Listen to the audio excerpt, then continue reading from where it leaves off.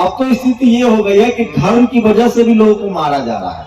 हम शादी करेंगे तो जाति आ जाती है, हम नौकरी करने जाए तो जाति आ जाती है। जातिवाद पावर सेंटर्स पर है, जहां से नौकरियां मिलती हैं, जहां से बिजनेस है, जहां से आपके शरीर पर अच्छा कपड़ा आता है। ये कृषि प्रधान देश नहीं है, जाति प्रधान देश है। वो गरीब, लाचार, बेबस, सब्जी वाला, ठेला वाला, मजदूर को नहीं मारेगा, अब पढ़े लिखे लोगों को मारेगा। तो बुद्ध ने गाय मत मारो किसके लिए कहा था? उस समय कौन गाय खा रहा था? उस समय तो मुगल भी नहीं आए थे। आपका जज हाई कोर्ट का, उसको जेल में डाल देते हैं कोई बात बोलता है तो। किस वजह से? सिर्फ जाति की वजह से। हर दौर में हमारे महापुरुष हुए, लेकिन हम उनके साथ खड़े नहीं हुए, इसलिए वो लड़ाई लड़ते लड़ते मर गए। मैं स्वाभिमान से जीना चाहता हूँ और मैं चाहता हूँ कि मेरी मौत जो हो वो शानदार हो। ये जो भारत माता की जय बोलने का नाटक कर रहे हैं, उनकी हकीकत हम लोग जानते हैं। जिसको जो धर्म मानना है वो माने, हम संविधान मानेंगे, हम संविधान के हिसाब से चलना चाहते हैं।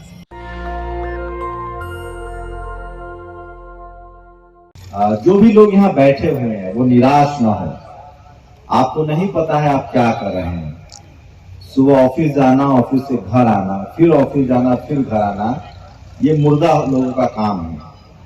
जिस देश में, जिस धरती पर हम पैदा हुए हैं, उसमें हम दूसरों के कुछ काम आए, अपना परिवार चलाएं, पेट चलाएं, देश को देखें और इंसानियत को जिंदा रखें, इंसानियत को बचाएं। हम लोग की लड़ाई किसी जाति और धर्म से नहीं है, हम लोग की लड़ाई इंसानियत के खिलाफ लोगों से है, जो हमें इंसान ही नहीं समझते हैं, जो हमें जातियों में बांट रखा है, जिन्होंने हमें, जिनको तकलीफ होती है कि इस जाति का आदमी नौकरी कैसे कर सकता है, पढ़ कैसे सकता है, इसके शरीर पर कपड़ा क्यों है, ये बोल क्यों सकता है मेरे सामने। पहले इनको दिक्कत थी कि बैठ कैसे सकता है मेरे सामने, मूछ कैसे रख सकता है सामने। तो इस देश के 90% आबादी को, 90% लोगों को जाति की वजह से न पढ़ने लिखने दिया जा रहा है। अब तो स्थिति ये हो गई है कि धर्म की वजह से भी लोगों को मारा जा रहा है। पहले जो सवर्ण हिंदू थे, जिनको हम लोग मनुवादी कहते हैं, वो सिर्फ हिंदुओं को मारते थे। जब ज्योतिबा फुले ने शिवाजी महाराज का इतिहास खोजा और जब उन्होंने शूद्रों और अछूतों को एकजुट किया, मनुस्मृति के हिसाब से हम शूद्र और अछूत थे, उनको एकजुट किया, उसी समय से सांप्रदायिक दंगा शुरू हो गया। जो लोग मुगलों के यहाँ नौकरी करते थे, जिन लोगों का बेटी रोटी का रिश्ता था, उन्होंने देखा कि अब जाति के आधार पर हमारा शासन नहीं रहेगा। जब बृहद्रथ मौर्य की हत्या होती है, पुष्यमित्र शुंग आते हैं, तो जातियां बनाई गई और जाति के आधार पर उन्होंने शासन किया। जब उन पर कब्जा कर लिया मुगलों ने, तब उन्होंने कहा कि हम जाति के हिसाब से श्रेष्ठ हैं। उन्होंने धर्म की बात नहीं की। तुलसीदास ने, जिसको आप तुलसी रामायण कहते हैं, उन्होंने एक लाइन नहीं लिखा है किसी मुसलमान के खिलाफ, क्योंकि मुसलमान राजा थे। लेकिन जब अंग्रेज आए और जब अछूतों को और शूद्रों को अधिकार देना शुरू किया, अंग्रेज आए, बाबा साहब कैसे बने जब अंग्रेज आए, फूले कैसे बने जब अंग्रेज आए, तब उन्होंने धर्म का टाटा शुरू किया। क्योंकि अंग्रेजों ने जाति के आधार पर जब इनको अधिकार देना शुरू किया, तब इनको लगा कि अब लड़ाई धर्म के आधार पर लड़नी पड़ेगी। और आज आपके ही धर्म के लोग, आपके ही धर्म को, इस देश की विडंबना देखिए कि धर्म कोई भी इस देश में, जाति सब में है। और किसी भी धर्म में आप चले जाइए, आप सिखिज्म में जाइए, वहां भी जाति है, वहां भी SC ST के लोग प्रताड़ित हैं। आप इस्लाम में जाइए, वहां, मैं इस्लाम की बात नहीं कर रहा हूं, भारत के मुसलमानों की बात कर रहा हूं। भारत के मुसलमानों में भी जाति है, पसमानदा है, गरीब है, जिसको हम OBC कहते हैं, वहां भी OBC का अधिकार है। और सबसे ज्यादा बुरी व्यवस्था तो सनातन, जिसको हम लोग हिंदू धर्म कह रहे हैं। तो हमको हिंदू भी मानते, मैं किसी धर्म के खिलाफ नहीं हूं। मैं इस देश के संविधान के हिसाब से जीना चाहता हूं, मानना चाहता हूं। मुझे लगता है कि संविधान बहुत बेहतर है और बाबा साहब ने हमें SC ST OBC माइनॉरिटी का कैटेगराइजेशन किया है, उसको अधिकार दिए हैं। धर्म हमारा फंडामेंटल राइट्स है। मैं शेड्यूल कास्ट का आदमी, मैं क्रिश्चियन बन सकता हूं, मैं सिख बन सकता हूं, मैं चाहूं तो मुसलमान बन सकता हूं, ईसाई बन सकता हूं, मैं चाहूं तो हिंदू रहूं, जो कि ज्यादातर लोग हैं। लेकिन आप जब हमारा अधिकार की बात, जब हमारे अधिकार की बात होती है, तो आप हमें जाति के दिखाने लगते हैं। हम शादी करेंगे तो जाति आ जाती है, हम नौकरी करने जाए तो जाति आ जाती है। तो मैं कहना ये चाह रहा हूं कि देश में जो जाति के नाम पर जो गरीबी, लाचारी, सोचिए कि जेएनयू जैसे समय कुछ नई बातें करूंगा।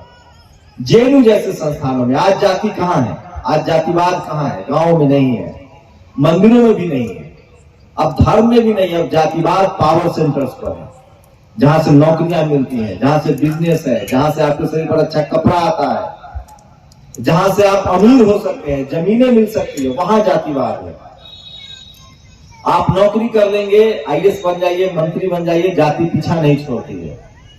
आप पढ़िए लिखिए, नंबर काट लिया जाता है, रोहित वेमुला की तरह आपको मरने के लिए मजबूर किया जाएगा। मेरे जैसा पत्रकार हो गए, आपकी जाति हमने तो छुपा रखी थी, शंभू कुमार सिंह, पता ही नहीं चलता मेरी जाति क्या है, लेकिन जब मुंह खोलेंगे, अपने लोगों की बात करेंगे तो उनको पता चल जाता है। उसके बाद आपके साथ जातिवाद शुरू हो जाता है। इस देश में ये कृषि प्रधान देश नहीं है, जाति प्रधान देश है। और मैं फिर कह रहा हूं, इस देश में अब जाति की जो मार है वो गरीब, लाचार, बेबस, सब्जी वाला, ठेला वाला, मजदूर को नहीं मारेगा, अब पढ़े लिखे लोगों को मारेगा। आप पढ़ लिख गए, आरक्षण लिया, नौकरी की, आपका बेटा बढ़िया स्कूल कॉलेज में जाएगा, वहां उसकी जाति पीछा नहीं छोड़ेगी और नंबर काट लिया जाएगा। आप छुपा ही नहीं सकते हैं साहब। हम लोगों ने देख लिया कोशिश करके, जिनके दिमाग में जातिवाद का जहर भरा हुआ है वो नहीं चाहते हैं कि उनकी जाति के अलावा धर्म नहीं देखते हैं। वो अगर धर्म देखते तो हम भी हिंदू थे, अभी तक मैं हिंदू हूं, मैं बुद्धिस्ट नहीं बना हूं, मैंने अभी दीक्षा नहीं ली है। सोचता हूं सीएम पीएम बनूंगा तो दीक्षा लूंगा। ऐसे लोग, सब लोग यही बोलते हैं कि सीएम पीएम राष्ट्रपति बनूंगा तो दीक्षा लूंगा। अरे हम तो पैदाइशी बुद्धिस्ट हैं, हमारा डीएनए बुद्धिज्म का है। हम लोग सम्राट अशोक के वंशज है, फूले पेरियार अम्बेडकर के वंशज है। हम तो एक चींटी भी मारना पसंद नहीं करते। बुद्ध ने गाय मत मारो किसके लिए कहा था? उस समय कौन गाय खा रहा था? उस समय तो मुगल भी नहीं आए थे। तो मैं इसीलिए कह रहा हूं कि हम सब लोग, हम तो मानवीय लोग हैं, हम चाहते हैं कि जियो और जीने दो। तो जातिवाद से लड़ने की जिम्मेदारी अब पढ़े लिखे लोगों की है, और उसके लिए सबसे बड़ा 6 हथियार है: मीडिया, जुडिशियरी, ब्यूरोक्रेसी, बिजनेस और कॉलेज, यूनिवर्सिटी। ये वो 6 जगह हैं जहां तक आप लोग जब तक वहां नहीं जाएंगे आप नहीं बच पाएंगे। आपको जाति के आधार पर प्रताड़ित किया जाएगा, और ये देश तब तक बेहतर मुल्क नहीं बन पाएगा जब तक जातियां खत्म नहीं होंगी। आज संसद में एक केरल के ओबीसी सांसद ने कहा है कि जज सिर्फ ब्राह्मण क्यों है। सोचिए, बिहार के पूर्व मुख्यमंत्री जीतन मांझी ने आज कहा है कि जो हमारे यहाँ हिंदू मान के हमसे पूजा कराने आता है, उन्होंने शब्द कहा है हरामी। हरामी मतलब हरामखोर, हरामखोर मतलब मुफ्त की खाने वाला। वो शेड्यूल कास्ट के यहाँ पूजा कराता और कहता है कि तुम्हारे यहाँ खाएंगे नहीं, हमें जो देना है नकदी में दे दो। तो जिनका धर्म धंधा है उनसे हमें कुछ नहीं कहना है। हमें अधिकार चाहिए, जो हमारा संविधान है उसके हिसाब जो हमें अधिकार है, हमें अधिकार चाहिए। और हम सबको अपने बच्चे को बेहतर भविष्य के लिए जीना पड़ेगा। हम सब क्यों जी रहे हैं? पशु पक्षी सब अपने बच्चे की परवाह करते हैं। लड़ाई जो आप लोग आज बैठे हुए हैं यहाँ, ये आपकी लड़ाई नहीं है, ये आपके आने वाली नस्लों की लड़ाई है। और हम लोग लड़ रहे हैं। अगर हमारे बाप ने लड़ा होता तो हमें नहीं लड़ना पड़ता। हम नहीं लड़ेंगे तो हमारे बच्चों को लड़ना पड़ेगा। लड़ना किसी न किसी को तो पड़ेगा। और ये एक दिन की लड़ाई नहीं है। पहली पीढ़ी जेल मारी जाएगी, दूसरी पीढ़ी जेल जाएगी, तीसरी पीढ़ी जो है वो इस सम्मानजनक जिंदगी जिएगा। तो जो पढ़े लिखे लोग हैं उनको अब घरों से निकलना पड़ेगा, संवैधानिक तरीके से एक दूसरे का हाथ थामना पड़ेगा, और इस देश में संविधान लागू हो, संविधान के हिसाब से देश चले। इस देश के हर नागरिक का बराबर अधिकार हो, चाहे वो किसी जाति का हो, किसी धर्म का हो, किसी पेशे का हो। जो लोग आपके साथ भेदभाव करते हैं, और अब भेदभाव मैंने कहा जैसा आपको कि पावर सेंटर्स पर होता है, तो पढ़े लिखे लोग की जिम्मेदारी है। पढ़े लिखे लोग ही लड़ रहे हैं, और ये लड़ाई इतनी महीन है। ये जातिवाद का जो पूरा जो ताना वाना है वो इतना चालू लोग हैं, इतने शातिर लोग हैं, ये पता भी नहीं चलने देते हैं। ये पता भी तब चलता है जब आपकी आधी उम्र बीत जाती है, जब आप सिस्टम में जाते हैं, नौकरी करते हैं, मीडिया में, जुडिशियरी में, ब्यूरोक्रेसी में जज बनते हैं। सोचिए जाति कितनी बड़ी चीज है, जाति का कितना असर है कि 3 बार का सीएम भी जेल चला जाता है। लालू यादव, अखिलेश यादव जो अपने आप को कट्टर हिंदू कहते हैं, उनका घर धुलवाया जाता है। आपका जज हाई कोर्ट का, उसको जेल में डाल देते हैं कोई बात बोलता है तो। किस वजह से? सिर्फ जाति की वजह से। आप नेता नहीं बन सकते, आप हीरो हीरोइन नहीं बन सकते, आप खिलाड़ी नहीं बन सकते। आप सब जानते हैं विनोद कांबली क्रिकेटर के साथ क्या हुआ। तो ये जाति पीछा ही नहीं छोड़ती है। ये जाति तभी पीछा छोड़ेगी जब हम बाबा साहब के रास्ते पर चलेंगे। बुद्ध का रास्ता हो, फूले पेरियार का रास्ता हो, संत श्रोमणी रविदास महाराज का रास्ता हो, और न जाने कितने अनगिनत महापुरुष। अब सोचेंगे आप लोग, कितने सारे महापुरुष हुए, हम फिर भी हमारी हालत क्यों नहीं सुधरी? बिल्कुल सही सवाल है। हमने अपने महापुरुषों को अकेले छोड़ दिया। हर दौर में हमारे महापुरुष हुए, लेकिन हम उनके साथ खड़े नहीं हुए, इसलिए वो लड़ाई लड़ते लड़ते मर गए। हम सबको खड़ा होना होगा। आज तारा महीना लड़ रहे, अकेले छोड़ देंगे, इन बीमारे जाएंगे, क्योंकि दुश्मन जो है वो साम दाम दंड भेद छल प्रपंच से लड़ता है। हम लोग के पास सबसे बड़ा हथियार क्या है? हमारी वोट की ताकत है, हमारी संख्या है, हमारी यूनिटी है। हमारे जो लोग अब हमारे अधिकारों के लिए लड़ रहे हैं, हमें उनके साथ खड़ा होना पड़ेगा, पैसा से नहीं। हमें अपनी सॉलिडारिटी दिखानी होगी, हमारे एक दूसरे का हाथ थामना पड़ेगा, और उन तमाम चीजों का विरोध। अब बताइए, जहर खाइएगा? कोई आदमी हलवा में जहर डाल दे तो खाएंगे?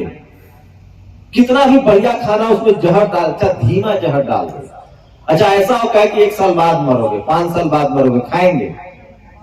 तो हमें चुनना पड़ेगा। धर्म भी अगर चुनना है तो हम ऐसा धर्म चुनेंगे जिसमें हमारा मान सम्मान हो। ऐसा धर्म नहीं चुनेंगे जिसमें हम सिर्फ चढ़ावा चढ़ाते हैं, मिलना कुछ नहीं, आधा लड्डू। अगर हम हिंदू हैं तो हम भी पुजारी हो सकते हैं, हम भी मंदिर में ट्रस्टी हो सकते हैं, लेकिन ऐसा नहीं है। इसलिए जो कहा है फूले साहब ने, गलत नहीं कहा है। बाबा साहब की जो 22 प्रतिज्ञाएं हैं, हमें उनको फॉलो करना। हमारा बाप कौन है? बाबा साहब। हमें अधिकार किसने दिया? बाबा साहब। हमें जो पैदा करता है वो हमारा बाप है, और जिसने हमें अधिकार दिया, संविधान दिया, वो हमारा सामाजिक और राजनीतिक बाप है। हम उसकी बात मानेंगे कि पड़ोसी की बात मानेंगे? सोचिए, कल्पना कीजिए कि ये संविधान होने के बाद भी हम पर इतना जुल्म होता है। आप सब लोग नौकरी में होंगे, जहां भी होंगे, आप कल्पना कीजिए, आपकी जाति पीछा छोड़ती है। आप नौकरी पा लीजिएगा, लेकिन नौकरी सम्मान से कर नहीं पाइएगा। तो संख्या पर मत जाइए, इस लड़ाई को आगे बढ़ाइए, और मान के चलिए कि आपकी दोहरी जिम्मेदारी, अपना परिवार भी पालना है, देश को भी देखना है, और अपने समाज को भी बचाना है। जितना देर आप टीवी देखते हैं जिसमें आपके लिए कुछ भी नहीं है, उतना देर अपने लोगों से मिलिए।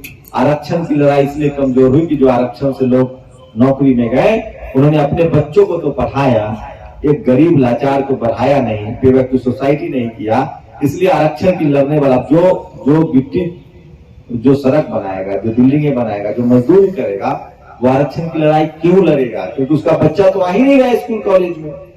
तो हमारी जिम्मेदारी है कि हम सबके बच्चे को, एक एक परिवार से एक एक बच्चे को स्कूल कॉलेज में लाए अपने खर्चे से। आप पैसा बचा के अंबानी अडानी तो बनने वाले नहीं है, क्योंकि बिजनेसमैन वही बनेगा जिसकी सरकार होगी। तो उस पैसे को पे बैक टू सोसाइटी कीजिए, अपने परिवार पर खर्च कीजिए, समाज पर खर्च कीजिए, पे बैक टू सोसाइटी कीजिए, और लोगों को पढ़ाइए लिखाइए, तभी आपकी लड़ाई मजबूत होगी। नहीं तो आपका बच्चा, जब आपको लगता है कि आपने नौकरी कर ली, कलेक्टर हो गए, और आपका बच्चा मान लिए कलेक्टर नहीं हुआ, हो कि भी कलेक्टर, जब आपकी ये हालत है, आपका बच्चा कलेक्टर नहीं हुआ बाय द वे, तो क्या हालत होगी? राष्ट्रपति की जाति पीछा नहीं छोड़ रही है। वजह क्या है? हमें पिछड़ा, शोषित, वंचित रखा गया है, सबसे हमें पढ़ने लिखने नहीं दिया गया है, और इसलिए हमारी सोचने की ताकत नहीं है, इसलिए हम बोल नहीं पाते हैं। सारी शक्ति जो है वो शब्द में है। आप क्या बोल रहे हैं, कैसे बोल रहे हैं, किससे बोल रहे हैं? हल हम चलाते हैं, खेत हम जोतते हैं, ठेला हम खींचते हैं, मजदूर हम हैं, सारा मेहनत का काम हम करते हैं। बस जो बोलने वाला है वो बोल बोल के सब खा के मटिया मेट कर रहा। हमें बोलने वाला भी बनना है। और तमाम जो संगठन है, चाहे वो मूल निवासी संगठन हो, वामसेफ हो, भीम सेना हो, तमाम, मैं भी क्या कर रहा हूं? मैंने आप लोगों का खेत जोता है, आपको पैसे दे रहा हूं, बोल के आपके अधिकार को ही तो बता रहा हूं। तो नौकरी भी कीजिए, आप लोग बोलना शुरू कीजिए। और वो दौर था जब हमारे पास मीडिया नहीं थी, अब सोशल मीडिया है। टीवी अखबार के बदले ट्विटर, फेसबुक, इंटरनेट का इस्तेमाल कीजिए, अपनी बातें लिखिए, बोलिए। सोशल मीडिया पर लिखने से अधिकार मिल रहे हैं, SC ST एक्ट का आंदोलन हुआ, रोस्टर का आंदोलन हुआ। आज JNU DU तमाम कॉलेज यूनिवर्सिटी में रोहित वेमुला के समय अगर हम लोग मुफ्त खड़ा होते तो हमारे लोग नहीं मारे जाते। कल हमें भी मार दिया जाएगा अगर आप लोग नहीं लिखेंगे, बोलेंगे। अगर आप लोग सोशल मीडिया पर लिखना शुरू कर दिए, मैं कहां पैदा हुआ, कहां का रहने वाला, कहां काम करता हूं, आज मेरा पूरा परिवार है आप लोग, तो ये बोलने की ताकत है। तो डरना नहीं है, बेझिझक बोलना है और बोलने के लिए पढ़ना पड़ेगा। पढ़ना क्या है? फूले पेरियार अम्बेडकर। इस दुनिया में, मैं कह रहा हूं, इस दुनिया में जो पोस्ट मॉडर्नाइजेशन में जो आधुनिक काल है उसमें जो कुछ लोग हुए हैं गिने चुने, जैसे अश्वेत लोगों के लिए मार्टिन लूथर हुए हैं, जैसे अफ्रीका के लिए मंडेला हुए हैं, पूरी दुनिया में डॉक्टर अंबेडकर का कोई तोड़ नहीं है। वो आदमी अद्भुत आदमी थे। 2500 साल पहले बुद्ध हुए, कबीर हुए, गुरु नानक हुए, रविदास महाराज हुए, ये सब लोग आदमी थे। पैगंबर साहब, ये सब लोग इंसान थे जिन्होंने इंसान की बेहतरी के लिए काम किया है, और हम उनको मानने वाले लोग हैं। हम लोग ये जो बैठे हुए हैं आज, वो किसी के खिलाफ नहीं बैठे हैं साहब, हम उनके लिए बैठे हैं जिनके साथ गलत हो रहा है। किसी भी देश के किसी भी राज्य में चले जाइए, SC ST OBC माइनॉरिटी की हालत वही है, वही मजदूर है। एक लोग क्या कहेंगे? दलित BMW पर चल रहा है। ये नहीं कहेंगे कि सारा सफाई कर्मचारी दलित है, सारा पिछड़ा जो है वो मजदूर बन के रह गया है, आदिवासियों को मारा जा रहा है। आप सुप्रीम कोर्ट में जज नहीं है, कॉलेज यूनिवर्सिटी में प्रोफेसर नहीं है, आप बिजनेसमैन नहीं है, आपके पास गाड़ियां नहीं है, आपके पास जमीनें नहीं है। रोज मर मर के जीने से अच्छा है कि सम्मान की मौत हो।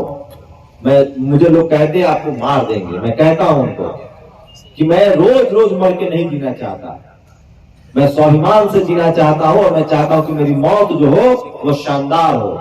जलालत की जिंदगी से अच्छा है सम्मान की मौत, और मैं उसको गले लगाऊंगा। तो मैं फिर कह रहा हूं आप लोगों से, जो आप लोग बैठे हैं ये व्यर्थ नहीं जाएगा, पीढ़ियां लगेंगी। हमें एक दूसरे को समझाना है, आधा घंटा, 1 घंटा, 2 घंटा सोशल मीडिया पर भी समय दीजिए, लोगों से बात भी कीजिए, और एक बेहतर देश के लिए, एक बेहतर मुल्क के लिए। जब तक हम लोग बेहतर नहीं होंगे तब तक ये देश बेहतर। मैं जानता हूं वो कौन लोग हैं जो इस देश को लूट के विदेश में बैठ रहे हैं, कौन लोग हैं जो बैंकों का पैसा भ्रष्टाचार करते हैं। एक भी SC ST OBC माइनॉरिटी का आदमी भ्रष्टाचारी नहीं है जो बैंक लूट के विदेश भाग गया हो। एक भी SC ST OBC माइनॉरिटी का आदमी नहीं है जो विदेश में नागरिकता ले लेता हो। ये जो भारत माता की जय बोलने का नाटक कर रहे हैं, उनकी हकीकत हम लोग जानते हैं। सबसे ज्यादा भारत माता की जय बोलने वाला इस देश का कौन जाति है जो बिजनेस कर रहा है, जमीन का व्यापार करता है, और वो कहता है भारत माता की जय। वो सिर्फ वोट के लिए सब कर रहा है। इस देश का मुसलमान बाय चॉइस भारतीय है, उसको मौका था पाकिस्तान जाने का, उसने भारत चुना। हम लोग असली भारतीय हैं। हमारे बाप दादाओं ने, आजादी की लड़ाई हो अंग्रेजों से या मुगलों से, हमारे बाप दादाओं ने लड़ाई लड़ी है। आज इस देश के मुसलमान 90% OBC हैं, उनको आरक्षण मिला हुआ है, उनको धर्म के नाम पे मारा जा रहा है। आज हमारा दुश्मन बताया जा रहा है मुसलमान है। कोई किसी धर्म का आदमी हमारा दुश्मन नहीं है, हमारा दुश्मन जाति है। हम जाति को खत्म करेंगे और संविधान को लागू करेंगे। हमारी लड़ाई SC ST OBC माइनॉरिटी के जो अधिकार हैं वो पाने की है। जिसको जो धर्म मानना है वो माने, हम संविधान मानेंगे, हम संविधान के हिसाब से चलना चाहते हैं। और मैं बहुजन समाज के होने के नाते कह रहा हूं कि हमारे बाप दादाओं का जो इतिहास है, चंद्रगुप्त मौर्य का, घनानंद का, सम्राट अशोक का, वो सम्राट वो तमाम इतिहास जो है वो बुद्ध में रहा है। तो हम बुद्धिस्ट हैं। दुनिया के तमाम देशों में बुद्धिस्ट लोग हैं। अगर धर्म चुनना ही है तो जो बाबा साहब ने रास्ता चुना है उस पर चलिए। और सबसे जरूरी है देश को संविधान मानना और संवैधानिक तरीके से अपना आपका अधिकार मिले। और इसके लिए जरूरी है कि आपको बोलना पड़ेगा, लिखना पड़ेगा। मैं बार बार कह रहा हूं, अंतिम बात कह रहा हूं, अब जातिवाद के शिकार वो लोग नहीं होंगे जो गरीब हैं, लाचार हैं, मजदूर हैं। अब जातिवाद के शिकार वो लोग होंगे जो पढ़े लिखे हैं, जो नौकरी चाकरी में हैं। और इसीलिए आज कंपनियां बेची जा रही, रेल बेचा जा रहा है, सब कुछ प्राइवेट किया जा रहा है ताकि मुट्ठी भर लोगों के हाथ में कंट्रोल रहे। और इसके लिए जो भी लोग लड़ रहे हैं उनके साथ खड़ा होइए। तो यकीन मानिए आने वाला समय आपके लिए बहुत मुश्किल होने वाला है। आपके आने वाली नस्लें मजदूर और मजबूर बना दी जाएगी। आपने मुझे सुना, बहुत बहुत शुक्रिया। और इसको निराश मत होइए, संख्या मत देखिए, अपनी बात कहने का सिलसिला जारी रखिए और सोशल मीडिया पर लगातार अपनी बातों को मजबूत कीजिए। शुक्रिया। नेशनल दस्तक की आपसे गुजारिश है कि अगर इसको बचाना चाहते हैं तो नेशनल दस्तक को सब्सक्राइब करने के लिए रेड कलर के सब्सक्राइब बटन को दबाएं, फिर बेल आइकन की घंटी दबाएं। नेशनल दस्तक को बचाने के लिए बहुत जरूरी है कि हर खबर को शेयर करें, लाइक करें, कमेंट जरूर करें।